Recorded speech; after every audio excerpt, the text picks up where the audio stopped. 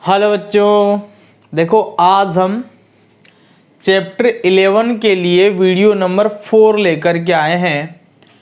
इस वीडियो के अंदर अपन बात करने वाले हैं कार्य को ज्ञात करने से संबंधित आंकिक प्रश्नों की। तो थोड़ा सा मैं पिछला वीडियो का आपको रिवाइज करता हूं। देखो, कार्य ज्ञात करने के लिए मैंने कुछ सूत्र आपको पिछले वीडियो के अंदर बताए थे। मैंने आपको कहा था कि किया गया कार्य W बराबर होता है Fs कोस थीटा। यह सूत्र हम उस कंडीशन में काम में लेते हैं जब बल की दिशा, F का मतलब बल और S का मतलब विस्थापन, तो बल की दिशा और विस्थापन की दिशा अलग अलग होती है। तो मैंने थीटा के मान भी आपको याद करवाए थे, जैसे कोस 0 इसका मान होता है 1, कोस 0 डिग्री का मान कितना होता है 1, कोस 30 डिग्री तो इसका मान होता है 0.866, कोस 45 डिग्री तो इसका मान मैंने आपको बताया था 0.707।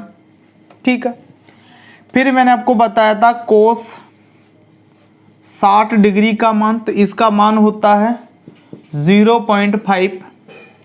फिर मैंने आपको बताया था कोस 90 डिग्री का मान, तो इसका मान होता है 0। और लास्ट में मैंने आपको बताया था कोस 180 डिग्री का मान, जो कि होता -1। ठीक है, तो ये मान तो हमें याद रख करके चलने थे, जो कि पिछले वीडियो में भी मैंने आपको बताया था। तो देखो, यदि हमें कार्य ज्ञात करना है W, तो हम ये सूत्र काम में लेते हैं जब बल की दिशा और विस्थापन की दिशा अलग अलग होती है। तो उस कंडीशन में आपको बल की दिशा और विस्थापन की दिशा के बीच में जो कोण बनता है थीटा जो है, उसका मान दिया हुआ रहता है। तो उसके हिसाब से आप यहाँ पर कोस थीटा के मान रख करके सवाल को हल करोगे। दूसरी चीज देखो, यदि बल की दिशा और विस्थापन की दिशा एक ही हो तो हम कार्य ज्ञात करते हैं भाई इस सूत्र से, कार्य बराबर बल गुणा बल की दिशा में विस्थापन, या फिर आप इसी सूत्र को ऐसे भी लिख सकते हैं W बराबर Fs। यहां कोस थीटा नहीं आएगा। यदि बल की दिशा और विस्थापन की दिशा एक ही है तो या तो आप ये सूत्र काम में लो, कार्य बराबर बल गुणा बल की दिशा में विस्थापन, या फिर ये काम में ले लो W बराबर Fs। तो इसके साथ में कोस थीटा नहीं आएगा, क्योंकि जब बल की दिशा और विस्थापन की दिशा एक ही होती है तो उस कंडीशन में जो थीटा उसका मान 0 होता है और कोस 0 का जो मान होता है 1 होता है। तो यहाँ पर जो कोस थीटा है उसका मान 1 आ जाता है, इसलिए सीधा W बराबर अपन क्या लिखते हैं Fs लिखते हैं। तो जब बल की दिशा और विस्थापन की दिशा एक ही हो तो ये सूत्र आपको काम में लेना है। इसके अलावा एक कंडीशन और होती है कि जब वस्तु गुरुत्वाकर्षण बल के प्रभाव में गति करती है तो उस समय किया गया कार्य होता है mgh के बराबर। m का मतलब यहाँ पर वस्तु का द्रव्यमान है, g का मतलब गुरुत्वीय त्वरण है जिसका मान होता है 9.8 मीटर प्रति सेकंड स्क्वायर, और h यहाँ पर जो वस्तु है उसकी पृथ्वी तल से क्या होती है, ऊंचाई होती है। तो यदि वस्तु गुरुत्वाकर्षण बल के प्रभाव में गति कर रही है तो इस सूत्र की सहायता से अपन कार्य का मान ज्ञात करते हैं। यहाँ पर m वस्तु का द्रव्यमान है, g गुरुत्वीय त्वरण है जिसका मान होता है 9.8 मीटर प्रति सेकंड स्क्वायर, और h का मतलब होता है पृथ्वी तल से वस्तु की ऊंचाई। तो ये कुछ सूत्र जो मैंने आपको पिछले वीडियो के अंदर भी बताए थे, और इन्हीं सूत्रों के आधार पर अपन कुछ न्यूमेरिकल करेंगे। तो जैसे मैं एक न्यूमेरिकल के साथ में आया हूं आज, है ना, तो इस न्यूमेरिकल को देखो भाई आप कि इस न्यूमेरिकल में क्या है, क्या पूछना चाह रहा हमें। तो देखो भाई, इसको हल करते हैं हम। प्रश्न को देखो, किसी वस्तु को 100 मीटर धकेलने के लिए 100 मीटर धकेला जा रहा है, तो यहां पर 100 मीटर क्या हो जाएगा, विस्थापन हो जाएगा। धकेलने के लिए 250 न्यूटन बल की आवश्यकता है। बल का मान कितना है? 250 न्यूटन। तो विस्थापन की दिशा और बल की दिशा में है। विस्थापन की दिशा कौन सी दिशा में है? बल की दिशा में है। तो कार्य का परिकलन कीजिए। तो यहां पर देखो एक स्थिति विशेष आपके पास में है कि बल की दिशा और विस्थापन की दिशा कैसी है? एक ही है। विस्थापन बल की दिशा में ही है। ठीक है, तो देखो भाई, सबसे पहले तो आप लिख लो विस्थापन। मीटर देख करके पहचान लेना विस्थापन को।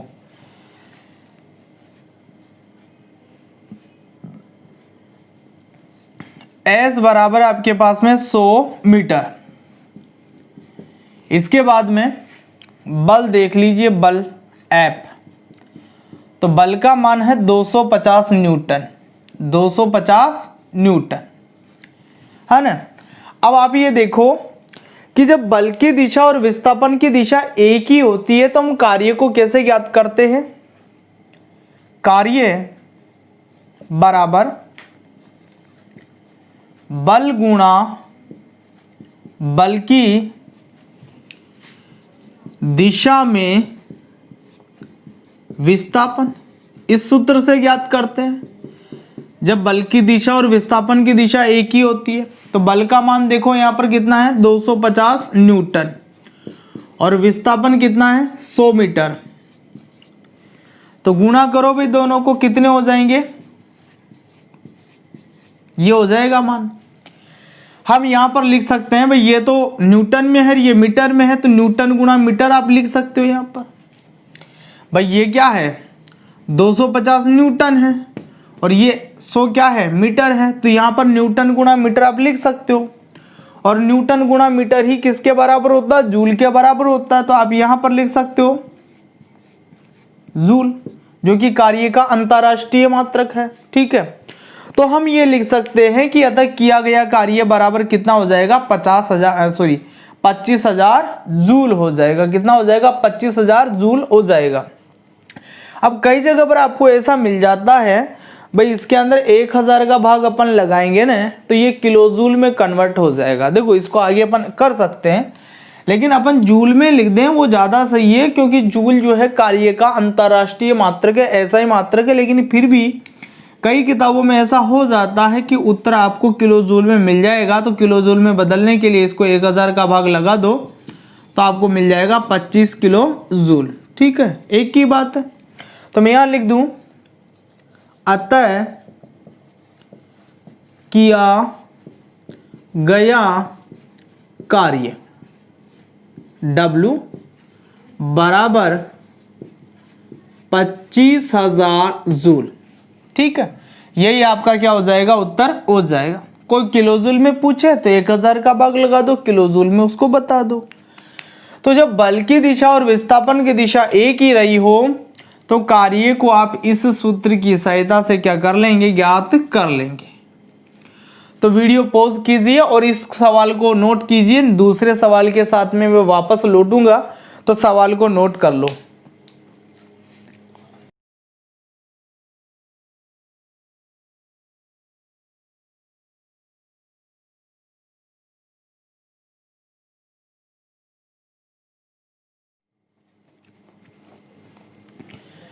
हाँ, अब देखो दूसरा सवाल आपके सामने। एक बालक खिलौने को 10 मीटर तक फर्श पर विस्थापित करता है, यानी कि विस्थापन कितना है? 10 मीटर। बालक 10 न्यूटन बल लगा रहा है। बल का मान भी आ गया हमारे सामने, 10 न्यूटन है। तो बालक द्वारा खिलौना कार को खींचने में कार्य का मान ज्ञात कीजिए, जबकि बल गति की दिशा या विस्थापन की दिशा से 60 डिग्री कोण पर कार्यरत है। तो यहां पर एक बात समझ लो आप कि ये कोण आपको कब दिया हुआ रहता है? जब बल की दिशा और विस्थापन की दिशा अलग अलग होती है, तो उस कंडीशन में दोनों दिशाओं के बीच में कोण बनता है और वो कोण का मान आपको दिया हुआ मिलेगा हमेशा, और इसी को अपन बोलते हैं थीटा। तो यहां पर यही बात है कि बल की जो दिशा है वो गति की दिशा या जो विस्थापन की दिशा है उससे कितने डिग्री कोण पर कार्यरत है? 60 डिग्री के कोण पर कार्यरत है। तो पहले आप एक काम कर लो, जो जो बातें आपको दी हुई है वो लिख लो। हल, सबसे पहले आपको विस्थापन का मान दिया हुआ है, विस्थापन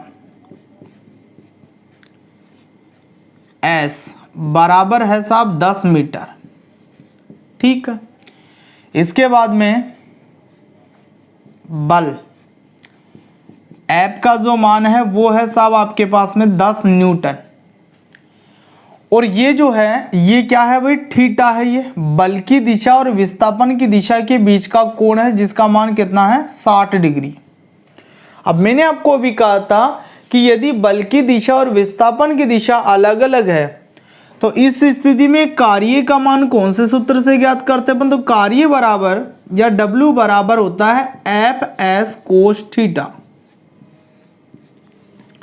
ठीक है। तीन ही कंडीशन के लिए मैंने सूत्र बताए हैं अब तक।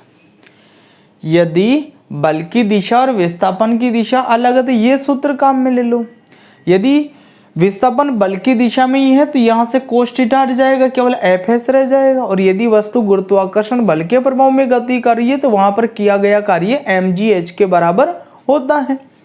तो यहाँ बल की दिशा और विस्थापन की दिशा अलग थी, इसलिए मैंने ये सूत्र काम में लिया। अब मान रखो भाई, देखो F का मान कितना है, तो F है हमारे पास में 10 न्यूटन, गुणा S का मान कितना है, तो S का मान हमारे पास में 10 मीटर, गुणा हम लिखेंगे कोस 60 डिग्री, क्योंकि थीटा का मान कितना है, 60 डिग्री है। अब हमें याद होना चाहिए कि कोस 60 डिग्री का मान कितना होता है, तो कोस 60 डिग्री का मान कितना होता है, 0.5। मैंने शुरुआत में भी आपको लिखवा दिया वीडियो के में, इससे पिछला जो वीडियो था उसमें भी ये मान लिखवाए हैं, तो याद कर लेना ये मान। तो देखो 10 गुणा 10 गुणा ये जो कोस 60 है इसका मान कितना होता है, 0.5 होता है सब, ठीक है ना। तो देखो इधर अब इसको 10 से गुणा कर लें तो 10 गुणा करोगे तो ये आ जाएगा आपके पास में 5, और इसको आपस में गुणा करोगे तो ये हो जाएगा 50, ठीक है। इनको आप न्यूटन गुणा मीटर में दिखा सकते हो, और न्यूटन गुणा मीटर ही किसके बराबर होता है, जूल के बराबर होता है। तो इधर मैं लिख देता हूं भी, आप चाहो तो यहां साइड में लिख लेना, चूंकि कोस 60 डिग्री बराबर होता 0.5, ठीक है ना।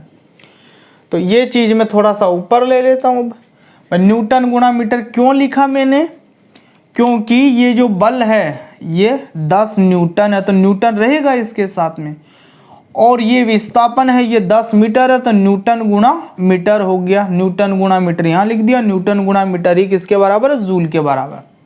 तो यहाँ पर आ जाएगा W बराबर 50 जूल। तो मैं लिख देता हूं भाई, यहाँ पर नीचे आता है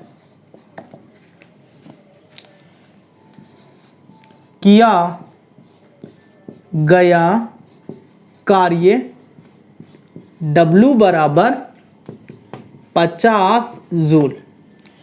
तो ये हमारा क्या हो जाएगा, आंसर हो जाएगा इस तरीके से। तो वीडियो पॉज करके आप इस सवाल को भी नोट कर लो, फिर नए सवाल के साथ लौटेंगे। तो वीडियो पॉज करके करो नोट इसको।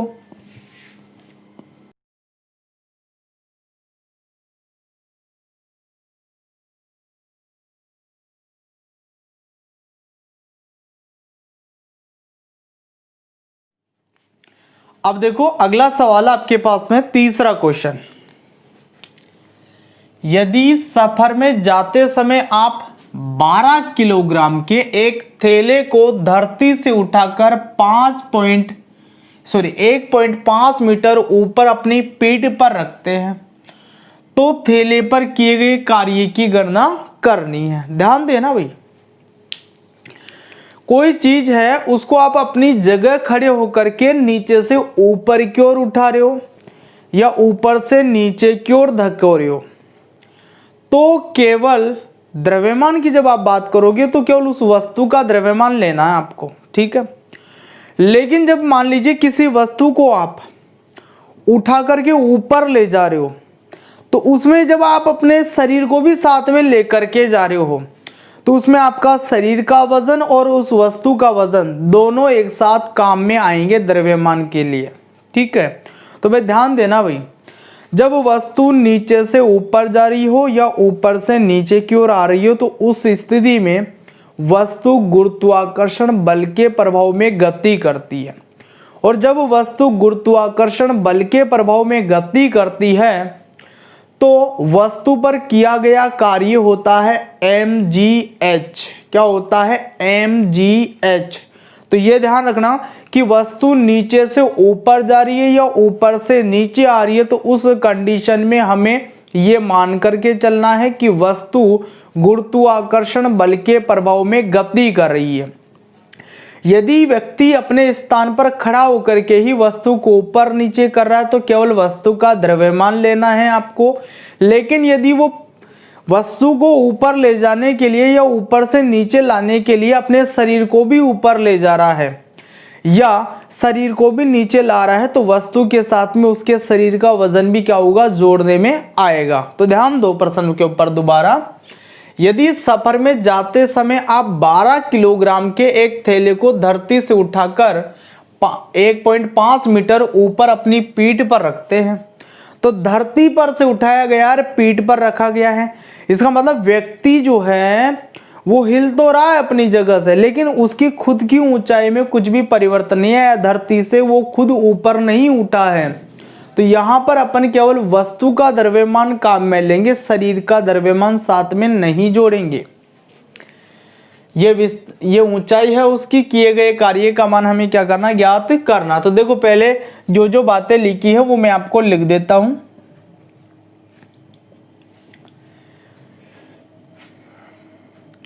वस्तु का द्रव्यमान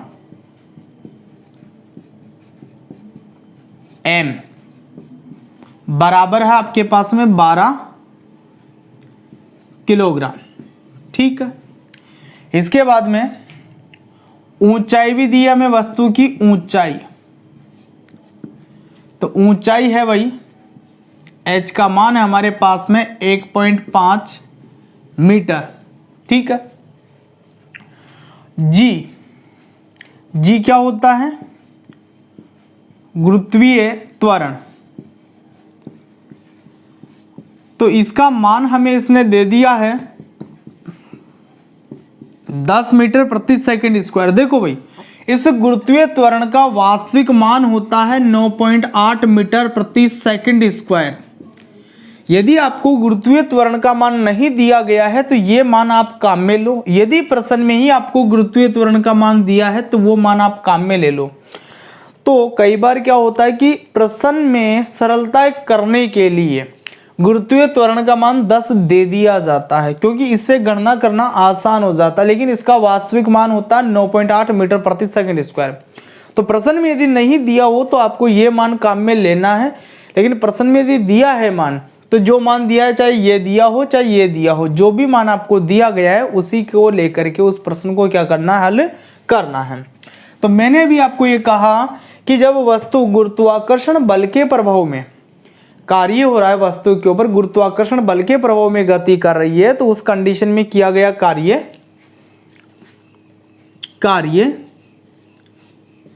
W बराबर होता है साहब mgh। ठीक है, m का मतलब वस्तु का द्रव्यमान 12 किलोग्राम दिया है, g का मतलब गुरुत्वीय त्वरण, इसका मान दिया हमें 10 मीटर प्रति सेकंड स्क्वायर, और h का मतलब ऊंचाई जो हमें यहाँ पर कितनी दी है? 1.5 मीटर। ठीक है, अब गुणा कर लेते हैं इनको आपस में।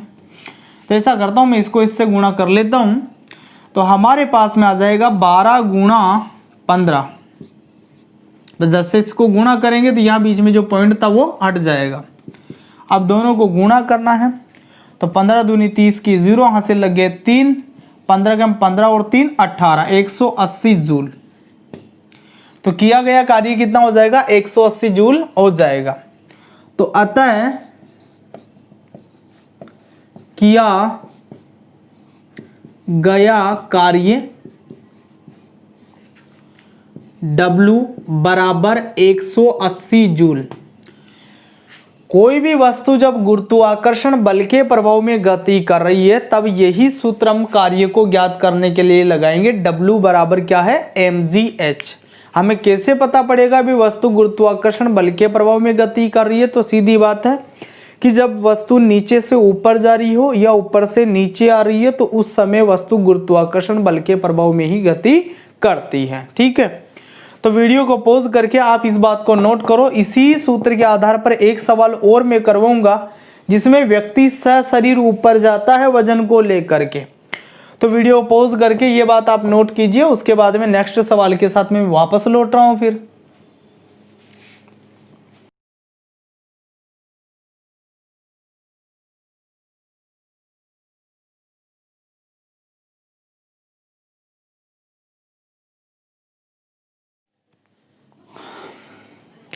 हाँ जी, देखो चौथा सवाल आपके सामने। एक 50 किलोग्राम का व्यक्ति है जो 20 किलोग्राम का पत्थर सिर पर रख करके 8 मीटर ऊंची छत पर ले जाता है। तो यहां व्यक्ति क्या कर रहा है, पत्थर को 8 मीटर ऊंची छत पर ले जा रहा है।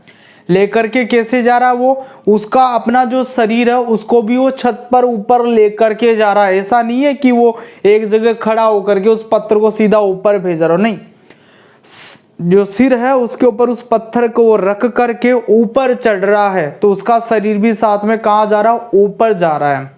तो मैंने आपको कहा था कि जब सशरीर व्यक्ति किसी वस्तु को ऊपर ले जाने के लिए या नीचे लाने के लिए शरीर को भी साथ में लेकर के जा रहा है तो वहां पर वस्तु का द्रव्यमान और उस व्यक्ति का जो द्रव्यमान है या भार है वो दोनों क्या होंगे, जुड़ेंगे। ठीक है, आगे देखो, 8 मीटर ऊंची छत पर ले जाता, ऊंचाई का मान आपको दे दिया है। तो हमें उसके द्वारा गुरुत्वीय बल के विरुद्ध किए गए कार्य का मान क्या करना, ज्ञात करना है। यहां पर भी जी हमें कितना दे दिया, इसने 10 मीटर प्रति सेकंड स्क्वायर दे दिया। तो भाई देखो इसको हल करते हैं अब। तो देखो, व्यक्ति व पत्थर का कुल द्रव्यमान m बराबर, व्यक्ति 50 किलोग्राम का है और पत्थर का वजन 20 किलोग्राम, तो टोटल वजन हो गया आपका 70 किलोग्राम।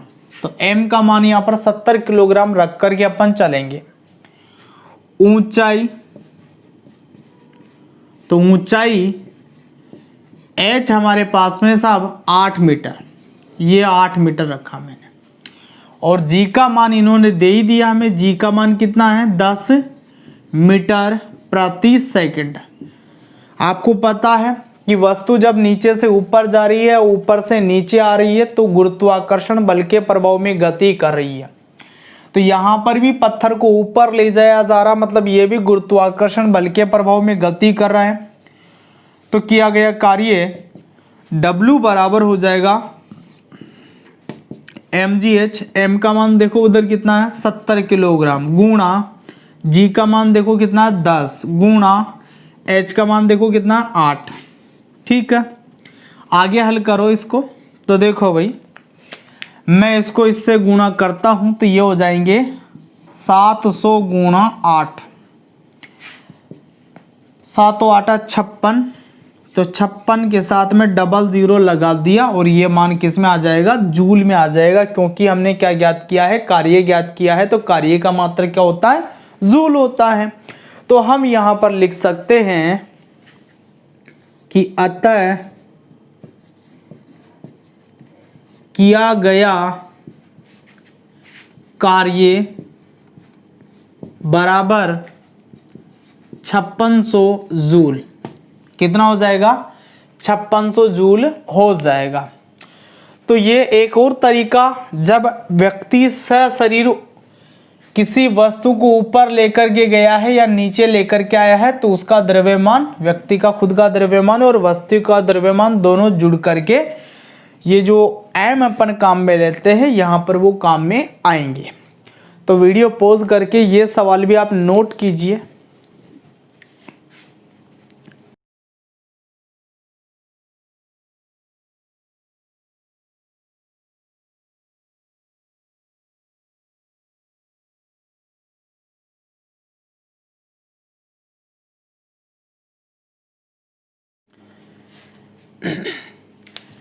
ठीक है भाई, किया आपने नोट। अब देखो इस वीडियो के अंदर मैंने आपको 4 सवाल करवाए, चारों सवालों के तरीके अलग अलग थे। ठीक इसी तरीके से 4 सवाल मैं आपको अभी होमवर्क के लिए देके जाऊंगा, उनको भी आपको हल करना है और उनके जो भी आंसर आए उनके आंसर आपको कमेंट बॉक्स में लिखने हैं। नेक्स्ट वीडियो जो अपना रहेगा उसके अंदर अपन बात करेंगे शक्ति की, जो कि अपने सिलेबस में शामिल किया हुआ है। तो कार्य करने की जो दर होती है उसको शक्ति बोला जाता है और इसके बारे में अपन नेक्स्ट वीडियो में पढ़ेंगे। तो मिलते हैं फिर नेक्स्ट वीडियो में, तब तक के लिए ऑल द बेस्ट।